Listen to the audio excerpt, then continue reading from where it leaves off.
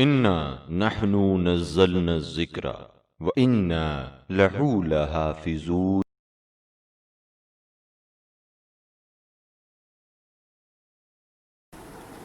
اعوذ باللہ من الشیطان الرجیم، بسم اللہ الرحمن الرحیم۔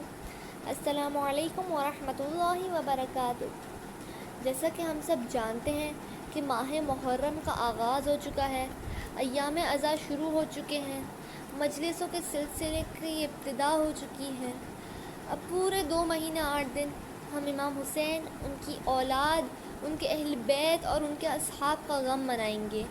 ہم پورا محرم کئی اصحاب کے بارے میں سنتے ہیں جنہوں نے اپنی جان امام حسین پر قربان کر دی، لیکن بہت سے اصحاب ایسے بھی ہیں کہ جن کے بارے میں ہمیں ان کے نام تک نہیں پتہ ہیں۔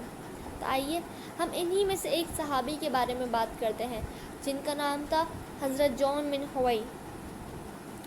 حضرت جون ایک نصرانی تھے، یعنی عیسائی تھے، اور بعد میں اسلام قبول کیا تھا۔ وہ نوبہ کے رہنے والے تھے اور ان کا رنگ سیاہ تھا۔ فضل بن عباس بن عبد المطلب کے غلام تھے۔ امیر المؤمنین نے انہیں 150 دینار میں خرید کر جناب ابو ذر کے حوالے کیا تھا۔ جب جناب ابو ذر کو جلا وطن کر کے مدینہ سے رفضہ کی طرف نکالا گیا تو حضرت جون امیر المؤمنین کے خادموں میں شامل ہو گئے۔ حضرت جون نے بہت خدمت کی حضرت علی کی، ان کا خیال رکھتے تھے۔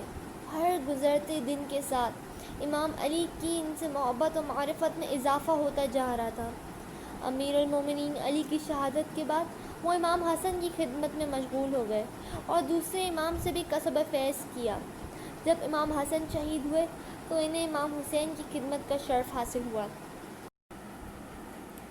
انہوں نے امام حسین کی بھی خدمت کی، یہاں تک کہ جب امام کو مدینہ چھوڑنا پڑا اور پھر مدینہ چھوڑ کے مکہ گئے اور پھر مکہ چھوڑ کے عراق جانا پڑا۔ اس طویل سفر میں حضرت جون امام کے ساتھ ساتھی تھے۔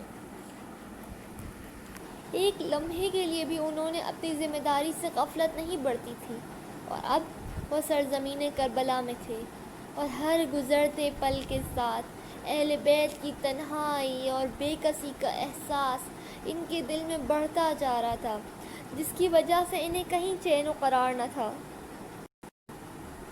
ان کا چہرہ بے شک سیاہ تھا، لیکن دل ایک موتی کی مانند پر نور اور چمکدار تھا۔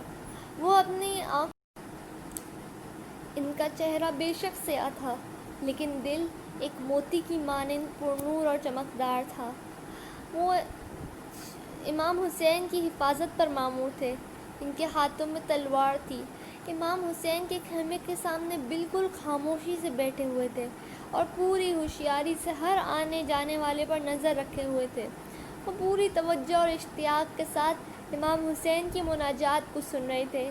وہ یہ یادگار لمحات کھونا نہیں چاہتے تھے۔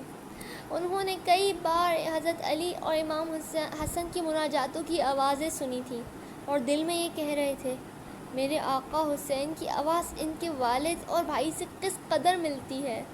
شب عاشور تھی اور کربلا کی زمین پر سوائے پانی کی کچھ میسر نہ تھا، اور اس پر بھی یزیدی سپاہیوں کا قبضہ تھا۔ وقت بہت تیزی سے گزرتا جا رہا تھا اور شہادت کی خوشبو نزدیک آتی جا رہی تھی۔ جون کے ذہن میں امام حسین کا یہ جملہ بار بار گونج رہا تھا کہ کل تم لوگوں میں سے کوئی زندہ نہیں رہے گا۔ وہ دل میں کہنے لگے، بار الہا، کیا واقعی میرا شمار بھی کربلا کے شہداء میں ہوگا؟ کیا تو کل مجھے اپنا مہمان بنائے گا؟ اس وقت ان کی آنکھوں سے اشک جاری تھے اور ایک دلکش مسکراہٹ ان کے ہونٹوں پر تھی۔ صبح عاشور نمودار ہوئی۔ جون امام حسین کے پاس ہی کھڑے ہوئے تھے۔ انہوں نے جنگی لباس پہنا ہوا تھا اور ہر تھوڑی دیر بعد وہ دیکھتے تھے کہ کچھ افراد امام حسین کے پاس آتے، ان سے اجازت لے کر میدان جنگ کا رخ کرتے اور بہادری کے جوہر دکھاتے ہوئے شہید ہو جاتے۔ جب جون نے اپنے ساتھیوں کی خوش نصیبی کو دیکھا تو اپنے آقا و مولا کی خدمت میں عرض کیا، اے میرے آقا، میں آپ کا اور آپ کے گھر والوں کا دفاع کرنے کے لیے میدان جنگ میں جانے کی اجازت چاہتا ہوں۔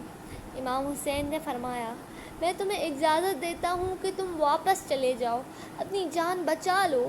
کیونکہ تم خیر اور سلامتی کے لیے ہمارے ساتھ آئے تھے، تو اب خود کو ہمارے مصائب میں مبتلا نہ کرو۔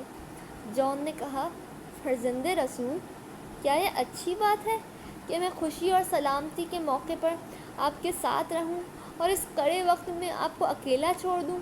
ٹھیک ہے کہ میرا رنگ سیاہ، میرا بدن سے بو آتی ہے اور میں ایک سیاہ فام غلام ہوں، لیکن آپ کرم فرمائیں تاکہ میں بھی ابدی شہادت حاصل کر لوں، میرا جسم خوشبودار، چہرہ سفید اور میں کامیاب ہو جاؤں۔ انہوں نے اپنا اصرار جاری رکھا، اور میں آپ کو چھوڑ کے ہرگز نہیں جاؤں گا یہاں تک کہ میرا خون آپ کے پاک خون میں شامل ہو جائے۔ امام حسین نے ان کا شوق دیکھتے ہوئے انہیں میدان جنگ میں جانے کی اجازت دے دی۔ جان نے خوش ہو کر امام کے ہاتھ کا بوسہ لیا اور فوراً گھوڑے پر سوار ہو کر میدان کی طرف گئے۔ جان نے یزیدی فوج سے مخاطب ہو کر کہا، اے گنہگارو، دیکھو کس طرح یہ سیاہ غلام اپنی زبان اور اپنی تلوار کے ذریعے فرزند رسول کا دفاع کرتا ہے۔ مجھے امید ہے کہ محمد ضرور میری شفاعت کریں گے۔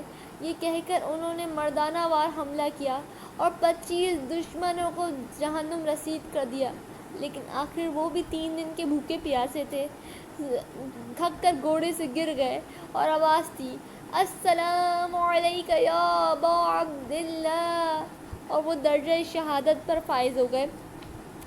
اس موقع پر امام حسین ان کے پاس آ کر بیٹھے اور فرمایا، خدایا اس کا چہرہ سفید کر دے، اس کو خوشبودار بنا دے، اسے محمد کے ساتھ محشور فرما۔